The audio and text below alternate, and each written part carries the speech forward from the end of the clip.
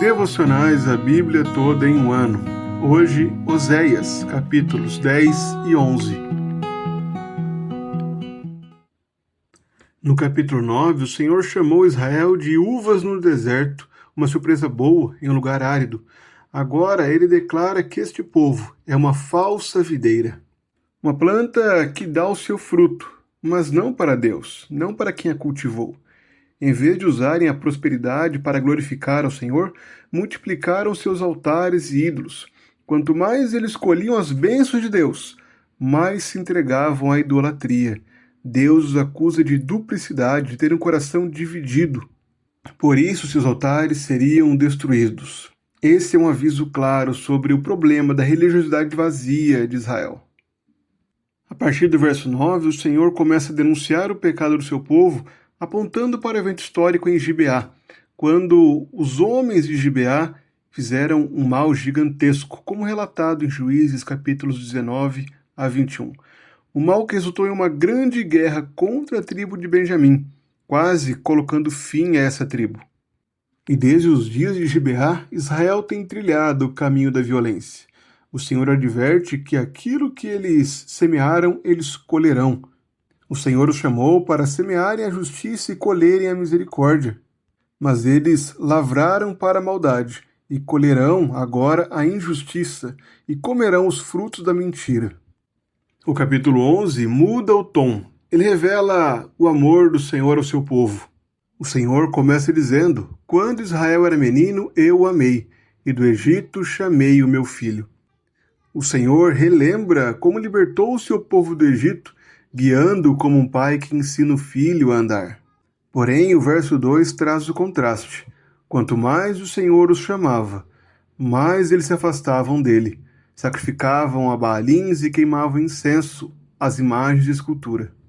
Esses versos refletem a ingratidão do povo de Israel, a dor do Senhor diante do seu povo que continuamente o rejeitava. E apesar de toda essa ingratidão e do pecado de Israel, o Senhor continuava sendo um pai que procurava discipliná-los e continuava a amá-los. O Senhor, no versículo 8, afirma: "Como poderia eu abandoná-lo, Efraim? Como poderia entregá-lo, Israel?" Embora a justiça de Deus exija uma punição, a compaixão do Senhor impede de destruir completamente o seu povo. Ele não é como um homem que se vinga. Ele é Deus. O Senhor rugirá como um leão, e assim o seu povo o seguirá. Tremendo, eles virão para o Senhor, e o Senhor os fará habitar em suas próprias casas. Oséias 10 e 11 revela o contraste entre a infidelidade persistente de Israel e o amor imutável de Deus. Israel, em tempos de fartura, usou sua prosperidade para alimentar a idolatria, multiplicando altares e confiando em sua força militar. Como consequência, viria a colheita da violência e do juízo. Ainda assim, Deus não os via apenas como transgressores, mas como filhos. Ele os havia chamado do Egito, guiado com laços de amor e cuidado paternal. Mesmo rejeitado, o Senhor luta consigo mesmo. A justiça do Senhor exige disciplina, exige juízo sobre seus filhos, mas a sua compaixão resiste à destruição total. O propósito do texto é confrontar a dureza do coração de Israel, a dureza do coração dos homens, e ao mesmo tempo revelar a profundidade da misericórdia de Deus. O Senhor permanece fiel, mesmo quando seu povo se afasta, chamando ao arrependimento e prometendo restauração aos que voltam a Ele. Esses capítulos apontam a Cristo, pois Ele é o verdadeiro Israel. Enquanto Israel, descrito como uma videira falsa, está agindo contra o Senhor, produzindo apenas idolatria e corrupção, Cristo se apresenta como a videira verdadeira, aquele que dá fruto de vida e permanece fiel ao Pai, obediente ao Pai. Além disso, o texto de Oséias 11, versículo 1, do Egito chamei meu filho, é apresentado por Mateus como um pleno cumprimento em Cristo.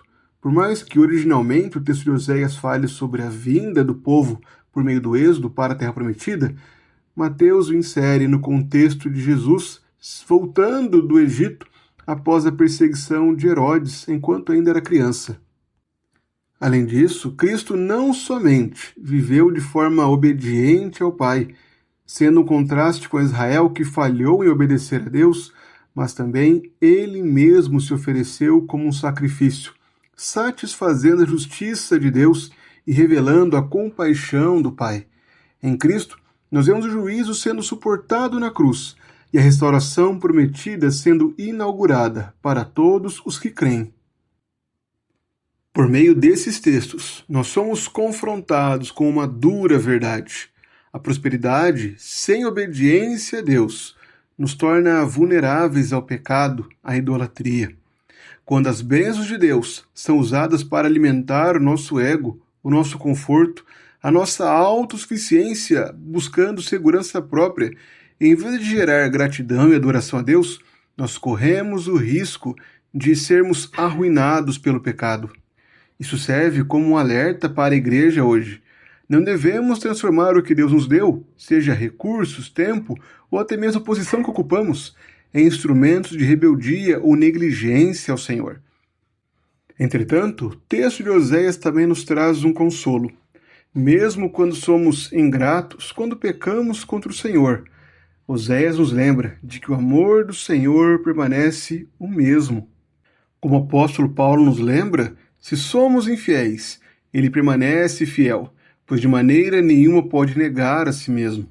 Somos chamados à obediência a fim de não sermos alvo da disciplina do Senhor, mas podemos ter a certeza também de que mesmo quando falhamos, Deus persiste em nos amar. É Ele quem nos concede o arrependimento para a vida. É Ele quem move o nosso coração ao arrependimento verdadeiro e à busca por santidade. Portanto, mesmo quando pecamos contra Deus, podemos ter o consolo que há na obra de Cristo. O crente, o verdadeiro crente, não vive pecando, mas tem a segurança de saber que mesmo quando ele peca, o Senhor está pronto para socorrê-lo e santificá-lo. Que andemos em obediência e, se viermos a falhar, que tenhamos um coração humilde, submisso, para receber a disciplina do Senhor e sermos reconduzidos ao arrependimento.